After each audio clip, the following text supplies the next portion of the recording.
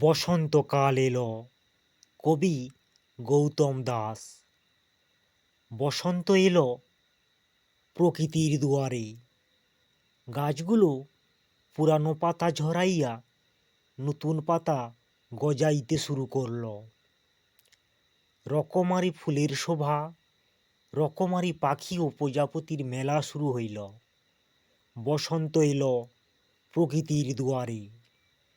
গাছগুলো নিজেকে বদলে ফেলেছে, তার রূপে সবাইকে আকৃষ্ট করছে।